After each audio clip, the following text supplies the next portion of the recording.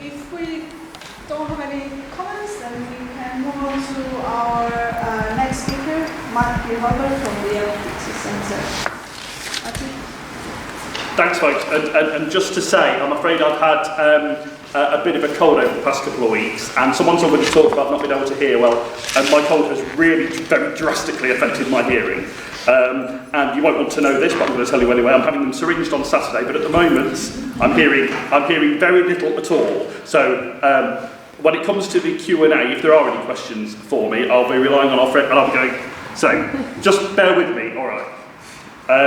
So firstly, can I say what an honour it is to be part of the Leicester Human Rights Arts and Film Festival once again. And many thanks to Ambrose for inviting me. Many thanks to the organisers of this event, Diversity in the City, Civic Leicester, the Race Equality Centre, and the University of Leicester's unit for Diversity, Inclusion and Community Engagement. That sounds like the best department ever at a university. It's so important, isn't it, that we focus on human rights and on diversity at a time when it certainly feels to me like these great cornerstones of our liberal democracy and of others, is under such threat. With the election of Donald Trump, bingo, in the United States, and how he's conducted his administration this year, with the fallout from the Brexit vote, however you voted, with the rise of the far right across parts of Europe and beyond, and the threat of terrorism from multiple sources. And listening to that, you might think that these are bleak times and that the storm clouds are gathering. And to an extent, perhaps they are. But there is a rainbow beyond the clouds and beyond the storm. Reasons to be cheerful and hopeful. On this very day in Australia, same-sex marriage has become the law of the land. Another victory for equality, for diversity, for liberty and for justice has been secured. And even though, in my view, people's equality shouldn't come down to a popularity contest of a referendum or a postal vote, it's nonetheless encouraging, isn't it, that when people are free to choose, they more often than not choose to extend that freedom and rights for those who've been denied full equality for far too long. We also must not forget how far, though, there is still to go. Even in these islands, there is still much work to do. In Northern Ireland, same-sex couples are still prohibited by law from getting married there. And earlier today, I spoke to a great mate of mine, he's called Stephen Donnan, who lives in Belfast, and I asked him for a quote for me to read out tonight, and he said this: "Marriage equality to William and I would mean so much.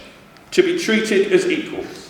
To be able to be proud of our country for finally accepting us as first-class citizens, not asking us to settle for second. This is the issue of this generation," he said, "and Northern Ireland is just as important as England, Scotland, Wales and Gibraltar." Very powerful words from my friend Stephen, and just to say we can play our part in helping to bring that about by signing an online petition via go.allout.org or writing to our MPs, calling for them to legislate for same-sex marriage in Northern Ireland. And it's worth noting, and I'm not here in a party political sense tonight, but it's worth just noting factually, it is just a fact, that the party that has consistently blocked equal marriage in the province, the DUP, is now the party that gives the present Tory government its majority in the House of Commons. I'm incredibly honoured and proud to be the chair of the board of the Leicester LGBT Centre on Wellington Street here in the city, which serves LGBT plus communities in Leicester, Leicestershire and Rutland, and has done so for 40 years now, making it the longest running centre of its kind in the whole country. Another reason to be so proud of Leicester. And just to give you an example of what we do and the need that's still out there today in 2017, from October 2016 to September this year, we had 4,534 telephone calls to the centre for advice and guidance, and 4,270 people came through our doors. Now, it's fair to say that these numbers are not necessarily separate individuals, but are the numbers who required individual inquiries.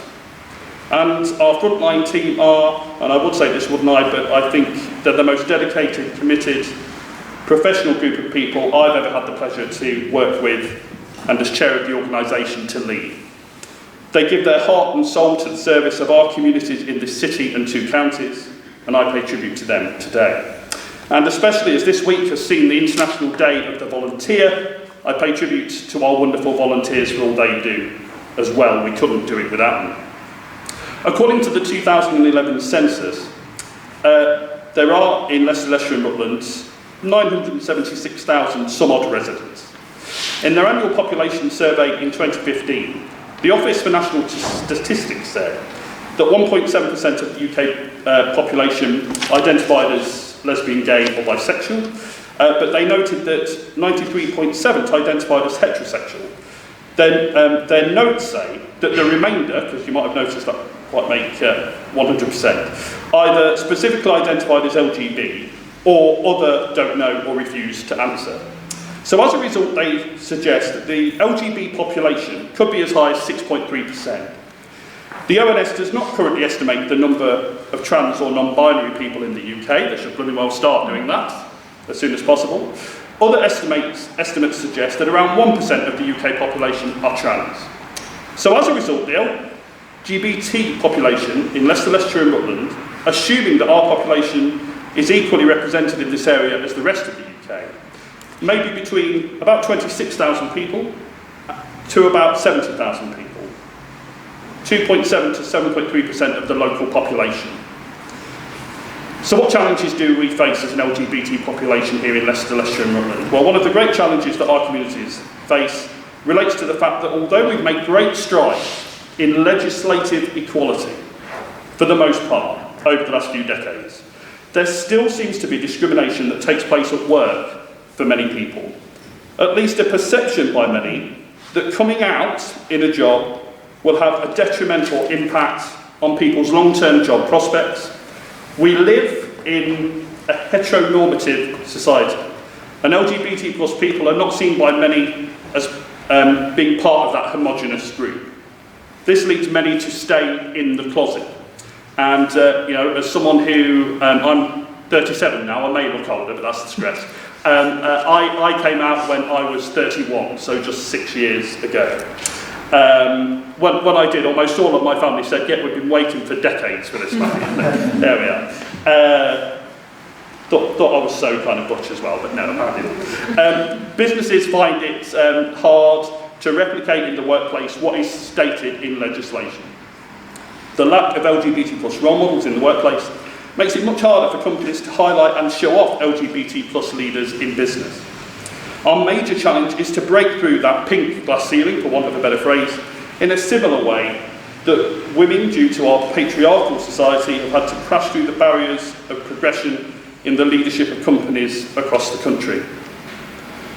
At our centre, we still see cases of young people coming out to their families and then being chucked out of the family home, forced to leave their home, simply because of who they are and who they love.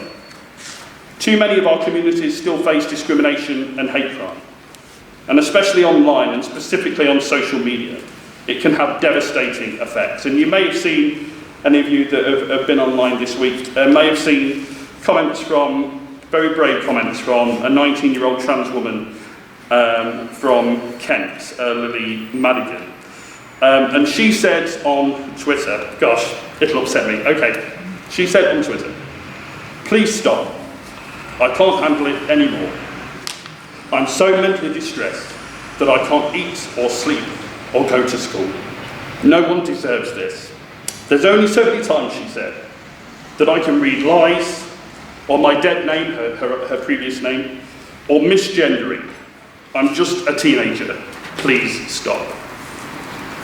What's especially shocking about the abuse that Lily has faced is that it's not just online, but in print. The Times newspaper has run a seemingly never-ending campaign in recent weeks against her. She's a Labour Party activist, and they've talked about her in their coverage of the Labour Party in recent weeks. There's been suggestions that she shouldn't be on the Joe Cox Women in Leadership scheme because she's a trans woman, and on and on. So there's just one example of a recent sharp rise in transphobic items in articles appearing in our media especially in both tabloid and broadsheet newspapers. This has to stop. So when people ask me why we still need an LGBT centre or Leicester Pride, this is why. Because injustice anywhere is a threat to justice everywhere. Or to put it another way, no one is equal until we're all equal.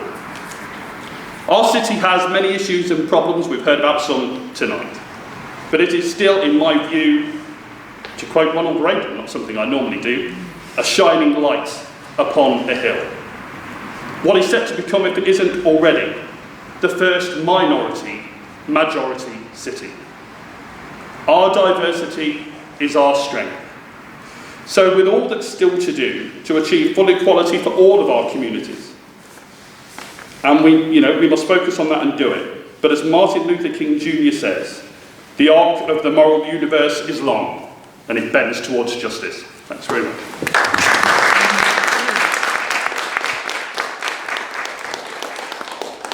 So we can now have questions, but they might have to be repeated. So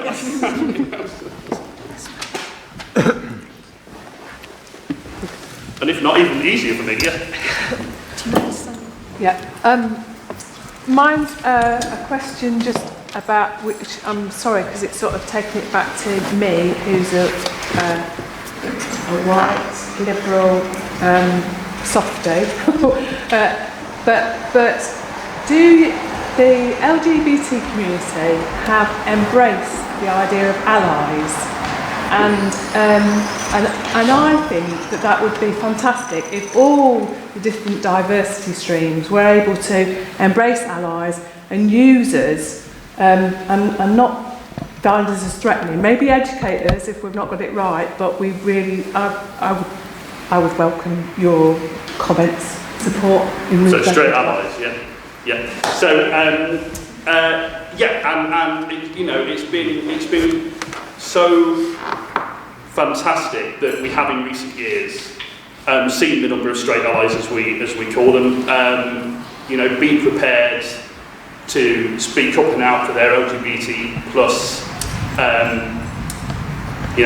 friends and neighbours and family members. And I'll tell you, I came out to everyone on my 31st birthday. So I told all my main family members on my 31st birthday. And the only one that I chickened out on was my mum, and I got my sister to tell my mum. So there you go, I chickened. And she was annoyed that so one thing she was annoyed about is that I hadn't told her myself, even though she clearly knew, but she wasn't. And now, in her church, because sadly this happens, folks, in some churches, when occasionally not exactly pro-LGBT stuff is said, she challenges that in her church, and she says, come and meet my son. So I end up meeting all these people. How dare you speak about, how he was born. Yeah. And so she's now one of the great champions for our equality.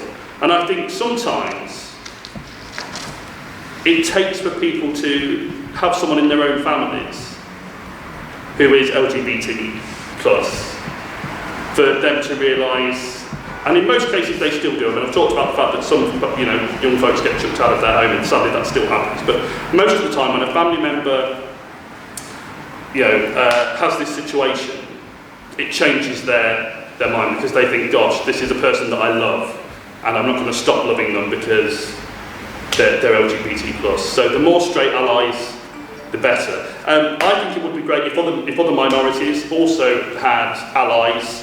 I think one of the great international things that's come out in recent years is he for she, is the need for as men to be championing women's equality, and recognising the fact that we've had it all our own way for far too long, and that we do still live in a society that is patriarchal, and that there's not enough women on boards and in Parliament and in the Cabinet and all the rest of it. So I absolutely agree with you. Yeah. Sorry, that's a long answer. Thank you. I have two questions, but I'll leave the second one to last. But just generally, going back to that woman said, Leicester, could someone on the panel just give a very general idea of, if we're looking at diversity, what the main ethnic groups are, or what percentage of the population, makes up the different diverse communities compared to the rest of Britain, or if Leicester is very similar to other cities, but just to get a general idea, is that something that you have? If we're talking about diversity, how diverse is Leicester compared to the rest of the UK? Does anyone Look at any of that. Basically, 50%. Oh, sorry. So sorry. 50% of the population in Leicester, pretty much 50%, according to the 2011 census, are from the black and ethnic minority community. By and large, the largest majority of that are from the Indian subcontinent, many of whom actually came from East Africa into Leicester in the 1970s, something like 28%. We don't have a figure really for the Somalian community, but we think there's around about 20,000 Somalian residents in Leicester. Estimates of Polish communities are very similar, around about 10,000, but again, it's not really captured in any detail in the 2011 census, unless anyone here knows it differently. Other communities are smaller, so we're talking Pakistani community, 5,000 or so, Bangladesh community, 3,000 or so, and then you've got all the other smaller minority ethnic communities, African subcontinent, Caribbean community. Caribbean community were concentrated in the High Pools area, very much dispersed across the city and across the county. So the diversity of the city, we believe that it's the first majority minority city now, actually, in the UK. And I can't remember off the top of my head what the BME percentage is across the UK, but I think it's something like, is it less than 20%? Well, it is 14%. 14%. Is that about right? Have I got that all right? Or Pretty good. Very good, yeah. Great, thank you. Thank you very much. that was my talk, by the way. Something Leicester is since 2011 changing very quickly, and it's very difficult to get statistics. However, there are in the NHS, they do, because I needed some statistics for looking at there are more statistics on the school children, and that at the moment is sometimes used to get. So Leicester is since 2011 very quickly becoming more diverse within its diversity, and I think that was my comment I made, that Leicester for a long time had a very large group of white British people and a large group of people, especially with, in one way or the other, Gujarati links and wider South Asian links, which is quite different from when you look to, for instance, Birmingham, which has a longer history of a lot of different groups that come from different things. And I think that is something that sometimes Leicester pride itself, where I would like some modesty, because at the moment you have to live in a larger diversity with it's different. You get more voices, more perspectives, and it's a different dynamic, and that's what I find very. For me, it's exciting. The more perspectives, more voices. It's also very part of my life, and but it's especially people of West African backgrounds. The links is a group that is very quickly. And then the Somali community we probably easily underestimate, because most have either Dutch or Danish, or a large part is nationality. So, but one community, and I think which is the largest growing minority within the UK, is those people of mixed, whatever the mix is. And I think we do very little for those. Anyway.